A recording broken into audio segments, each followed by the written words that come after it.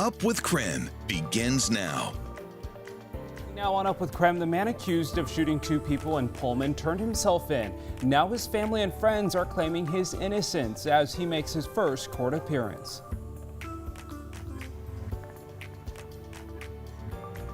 COVID-19 hospitalizations are going down, but infections are rising at alarming rates. Nicole Hernandez is live in Spokane with the latest this morning. Doctors are concerned that if this COVID-19 outbreak continues to get much worse, that hospitals here in Washington will have to go into a crisis standard of care. And we're going to take you outside and talk a cloudy start to the day. A few scattered showers this afternoon and some much cooler temperatures. We're starting things off with some breaking news this morning as Pfizer has submitted data to the FDA to get their COVID-19 vaccine approved for kids between the ages of 5 and 11. The company is expected to make a formal request for emergency authorization in the coming weeks. The trial in the data submitted today includes more than 2,000 participants. And according to Pfizer's study, the vaccine provided successful antibodies that protected the kids from severe COVID symptoms. The dose Pfizer is suggesting is smaller than the vaccine for people 12 years and older. Well, the man accused of shooting 2 people and killing one of them in Pullman over the weekend faced a judge for the first time on Monday. Now the suspect, George Melvin Harris, turned himself into Pullman police early Saturday morning. The victim who died was actually one of Harris's roommates. While in court, Harris's mother and another roommate told the judge Harris is not a threat and he acted in self-defense. This was just such a tragic event. Nobody could have predicted. And he is not a threat. He's never, ever been in trouble. He's not that type of person. He honestly was just defending himself. He just was put in a situation where he had to defend himself. It's just a terrible accident. He doesn't get in trouble. We just focus on school, work, and nothing else. So Harris is currently facing charges of second-degree assault. Now, WSU wide receiver Brandon Gray was that other person who was injured in the shooting. Coach Nick Rolovich says he found out early in the morning when the Cougs were already in Salt Lake City for the game against Utah. Coach Rolovich says he's very proud of how the team handled the situation. There was a lot of emotion. That's just a hard thing to hear on the morning of a game when, I thought we were in a really good mindset to play. We talked about playing inspired football for BG. Of course, it could have gone better and it could have been better, but how they approached it and how they did it and the effort they put forth, what I think people saw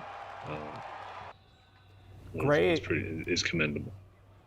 Gray is not a part of the team's traveling roster, which is why he was not with the team on that night. Rolovich says Gray is in stable condition.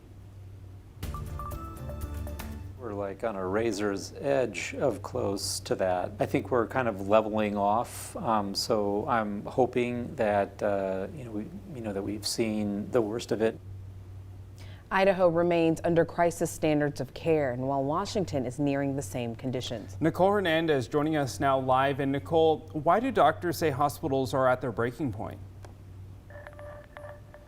Yeah, Tim Channing. So right now I'm live overlooking our hospital district here in Spokane, but local doctors and state doctors say that we're actually seeing less hospitalizations for COVID-19 in our area, but we're still seeing the same number of COVID-19 deaths every single day. So doctors across the state are concerned that if things get much worse, we'll have to go into crisis standard of care mode. That would mean rationing care for patients because there's just not enough supplies or space. A doctor at Overlake Hospital in Bellevue says staffing shortages are also causing a strain on hospitals in the state. I've never experienced anything like this as far as the amount of stress on a particular staff and the amount of burnout that people are facing and fatigue and where resources just seem so scarce. I've just never encountered anything like this. So. Now, right now, there are more than 1,200 COVID patients in hospitals across Washington state. That's down more than 200 from last week. Almost all of those are unvaccinated. While hospitalizations are going down, the state, though, is averaging about 30 COVID-19 deaths every single day.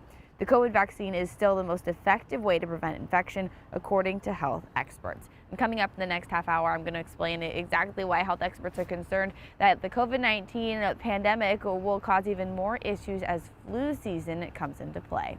Live in Spokane, I'm Nicole Hernandez. All right, let's talk weather now because, yeah, a little bit of a wet morning, so there will be wet paws. If you are taking the doggos out for a walk, give your dog a walk. Don't make the rain an excuse. It'll just be wet. You'll have to just, wipe them off. Shots fired. Shots fired. Oh, shots fired at who? Tim came in hot. We're like, walk your dog. Well, hey, we are having a doggy play date sometime this week, but Jeremy, you're saying maybe not today for the doggy play dates. Yeah, we were talking about getting all the KREM dogs and heading over to the dog park to let some energy out. And today's going to be a bit muddy. Might want to reschedule that for tomorrow, unless you don't mind a bunch of mud all over the house and the car and the dog and everything in between. But hey, as we kick things off early this morning, temperatures in the upper 40s, quite a bit cooler than where we were this time yesterday, about a 15-degree drop for us here in Spokane. Similar story in Coeur d'Alene and Sandpoint, 46 degrees there. A little bit of rain still coming down in North Idaho, and that's going to be the case for another couple of hours for a lot of you. And all that rain comes with a bit of wind. We'll see wind gusts up near 20 miles per hour throughout the day today. That continues into this afternoon. And there is some of that rain. You can see it kind of moving its way out, still hanging on a little bit of that, in Liberty Lake, but that's eventually going to work its way out up and over Micah Peak and on out up in Newport. A little bit of rain as well. That will quickly move out. It does move into North Idaho here rather quickly. And as that happens, it eventually tapers off and moves out to the east along with the front itself. But later on this afternoon, expect a little more regeneration and maybe a couple of afternoon showers or thunderstorms. It's conditional instability in the atmosphere. Then tomorrow, a little more sunshine. Not all that bad, but today, today's cool, cloudy, and at times a bit rainy. 7:07, it is time for your morning rush. More news in less time. First up, Spokane police are still looking for a missing teen. 17-year-old McKenna J. Martinez was last seen in North Colton Road. She was wearing a black tank top and gray leggings. She also has shoulder-length purplish red dyed hair. Now, Spokane police say that she has some disabilities, so they're asking anyone with any information about where she might be to please contact them immediately. Investigators are saying the fire that started in an abandoned building near East Trent Avenue was actually an arson. Crews say no one was found inside of the building and no one was injured. However, the building is considered a total loss. So many of you reaching out to us asking why your iPhones showed hazardous air quality yesterday. Well, it turns out the fire caused bad air quality in parts of Spokane, especially closer to the fire on Monday morning. But overall, air quality for the rest of the city remained good.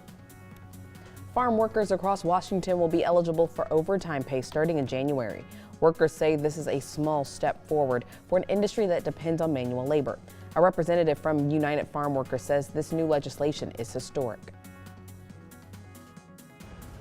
It has been about being seen as an equal person, being seen as having and deserving the same equal rights as someone who works in a factory or in a hospital or in a school or in a steel mill. However, some farmers worry companies will not be able to afford it as expenses keep rising and hours are cut.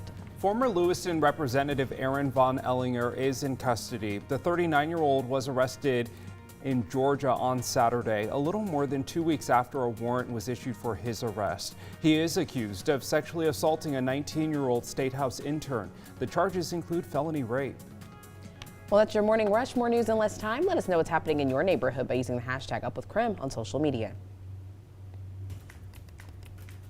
It's going to be a busy week for Congress as parts of President Biden's Build Back Better agenda are expected to be voted on this week. But a government shutdown looms that could impact more than 800,000 government workers.